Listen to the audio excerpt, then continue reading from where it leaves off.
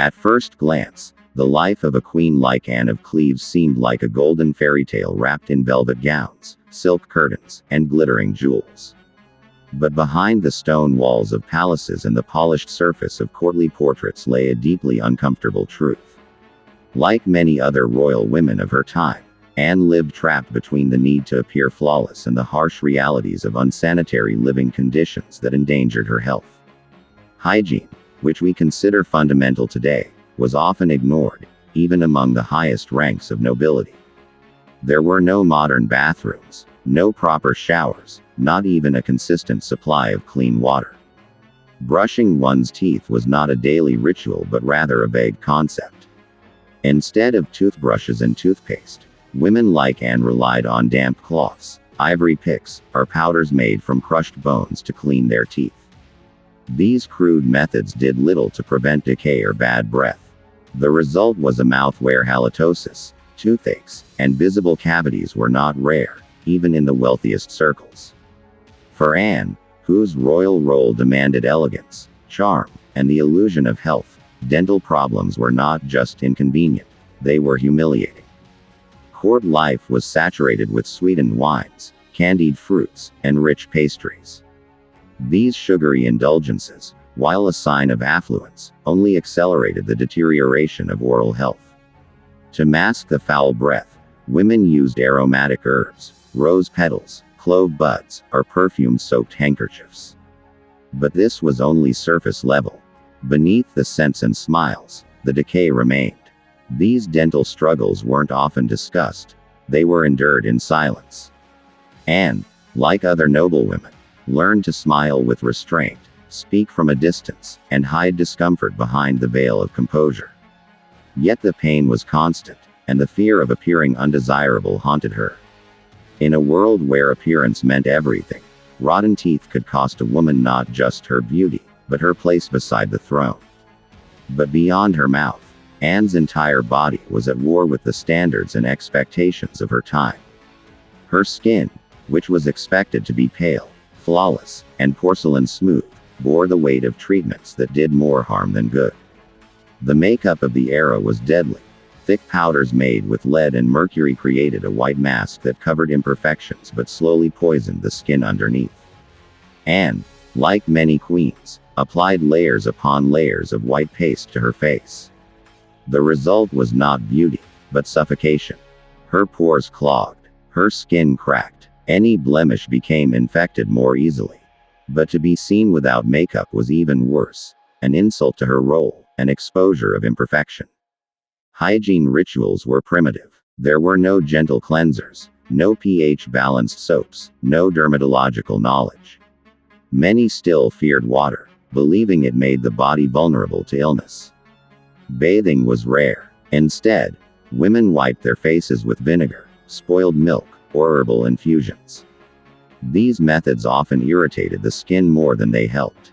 Under the heavy weight of brocade dresses and tightly laced corsets, Anne's body struggled to breathe. Skin infections, rashes, and even parasites like lice and mites were common. The fabric trapped heat and sweat. And underneath those gowns, there was no modern underwear, only layers of wool or linen, often unwashed. The pressure to remain physically pristine while enduring daily discomfort was relentless. Anne's scalp, often braided and pinned under jeweled headpieces, suffered from the oils and pomades meant to preserve style. But in private, there was no relief. In public, she was expected to radiate grace. Any sign of fatigue, swelling, or irritation could be seen as a sign of weakness, or even moral failure. Her skin wasn't just skin. It was a battlefield where femininity, politics, and pain collided. Anne wore her crown with dignity.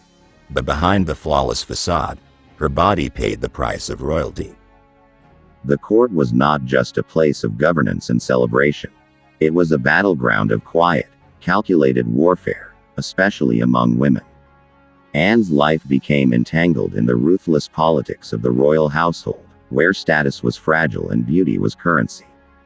The royal court, especially under monarchs like Henry VIII, operated much like an imperial harem. Women competed not just for affection, but for survival. The queen was the official wife, but her position could be undermined by any woman who captured the king's eye. Anne's arrival at court was a political move, not a romantic one. From the start, she was compared to previous wives, rivals, and idealized portraits. When Henry found himself disappointed by her appearance, Anne's downfall began. The favor of the king was volatile, driven by lust, ego, and paranoia. And in such a setting, even the most poised queen could fall from grace. Other women in the court, maids, courtiers, potential mistresses, posed constant threats. Friendships were rare. Every conversation was a negotiation. Every look had meaning. Seduction became a survival skill. Charm was weaponized. Bearing a male heir was the ultimate triumph. Women who succeeded gained wealth, lands, and influence. Those who failed were dismissed, exiled, or worse. Anne, unable to produce a child and out of favor with Henry, soon found herself politically and emotionally isolated. In such a toxic environment, alliances were made and broken within days. Even a whisper of disloyalty could mean disgrace. The king's jealousy was another unpredictable danger. He feared betrayal even from his lovers. His moods dictated the rise and fall of the women around him. Anne lived with constant anxiety, unsure who she could trust, unsure how long she would be tolerated. She wasn't just a queen. She was a chess piece. And every day, she had to play the game to survive another night. Anne of Cleves' story reminds us that crowns do not shield one from human suffering. She was born into nobility, married into royalty, and yet spent much of her life navigating fear, discomfort, and loss. Her hygiene challenges, painful teeth, irritated skin, chronic infections, were only one layer of a deeper, more emotional burden. Her marriage to Henry VIII was short-lived, annulled after only a few months. Publicly, the split was handled with diplomacy. Privately, it was a blow to her dignity. Still, she survived, unlike many other women in Henry's orbit. Anne lived on as a sister to the king, enjoying some degree of freedom. But she was forever marked by the expectations she could not meet. Royal women like Anne were not passive ornaments. They were survivors of a brutal system that commodified their bodies and judged them harshly. The emphasis on beauty, fertility, and submission crushed their individuality. Anne had no control over the standards forced upon her. She was told how to look, how to act, when to smile, and when to speak. The very systems that crowned her also constrained her. Hygiene in Anne's world was not just about cleanliness, it was about control. It reflected a time when even the wealthiest lacked basic understanding of health.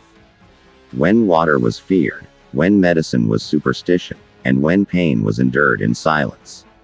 Anne's legacy, beyond her failed marriage, is that of a woman who endured. She withstood the gaze of a disappointed king, the whispers of court rivals, and the physical discomfort of an era that neglected women's well-being. She did not produce an heir. She did not remain queen. But she lived, and in a world where queens were beheaded, poisoned, or cast aside, survival was its own form of victory. Her story, stripped of gold and gowns, reveals a woman hidden behind the portrait, a woman who bled, who feared, who fought. Anne of Cleves is a symbol of how royal life was often more cruel than majestic, more painful than powerful. In her story, we do not just see a queen. We see every woman who was told to smile while she suffered. And we remember that behind every crown lies a history of silent endurance. You've just witnessed one of the darkest punishments in history. But many more still lurk in the shadows. So if you dare, subscribe to Torture Vault, where every scream from the past still echoes.